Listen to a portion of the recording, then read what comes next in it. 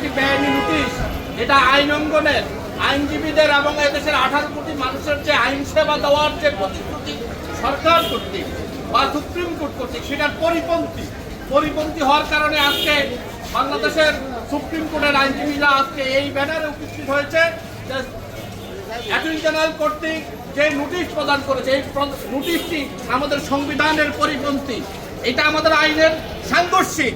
সেই কারণে আমরা অনতিবিলম্বে অ্যাটর্নি জেনারেল বাহাদুরকে আমরা বিনীতভাবে অনুরোধ করব এই নোটিশ অতি সত্বর আপনারা পরিবর্তন করে পূর্বের জায়গায় ফিরে যাওয়ার জন্য অনুরোধ জানাচ্ছি।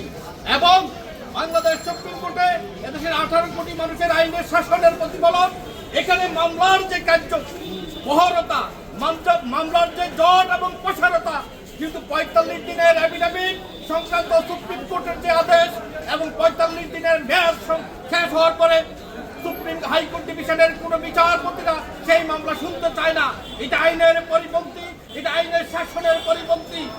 দীর্ঘদিন 45 দিন বিচারপতিরা মামলা শুনতে পারে না, কিন্তু দিন শেষ হয়ে যায়। দিন শেষ হওয়ার পরবর্তীতে সেই ক্লায়েন্টের কোনো দোষ নাই, আইনজীবীর কোনো দোষ নাই, কিন্তু উচ্চ আদালত থেকে তাদেরকে বার করে দেওয়া যখন হলো 200-এর বেশি শোনা যাবে না, তখন পদ লিস্ট অনুযায়ী বিচারপতিরা হাইকোর্ট ডিভিশনের বিচারপতিরা শুনতে গিয়ে হাজার হাজার মামলার জট বেঁধে যায়, যেটা মানবাধিকারের লঙ্ঘন, যেটা আইনের শাসনের পরিপন্থী। আমরা আজকের এই অনুষ্ঠান থেকে, আজকের এই প্রতিবাদ থেকে মাননীয় প্রধান বিচারপতির কাছে আহ্বান জানাবো যে পদ লিস্ট ব্রড করে এবং ওই যে 45 দিনের পরে মেয়াদ উত্তীর্ণ সমস্ত মোশন শোনার জন্য আহ্বান জানিয়ে আমি আমার বক্তব্য শেষ করছি।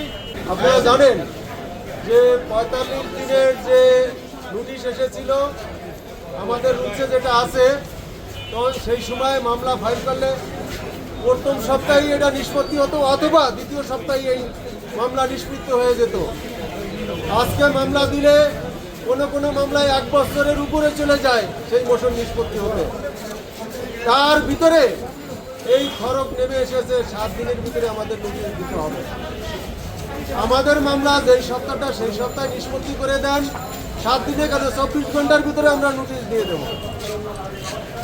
এই অবাস্তব নোটিশ, এই অবাস্তব সিদ্ধান্ত এবং কোর্ট এই মামলা শুনবো না, ওই মামলা শুনবো না, আমাদের হাতে মাসের পর মাস সেই মামলা জমা রাখতে হয়। যদি জিজ্ঞেস করা হয় যে এই মামলাটা কি, ও আমি তো এই মামলা শুনি না। এই সমস্ত ব্যারিয়ারের প্রতিবাদ জানাচ্ছি। এই 7 দিনের ব্যারিয়ার তুলে নিয়ে আইনজীবী এবং বিচারপতিকে স্বস্তি দেওয়া হোক, মাননীয় প্রধান বিচারপতির কাছে আমাদের আকুল আবেদন।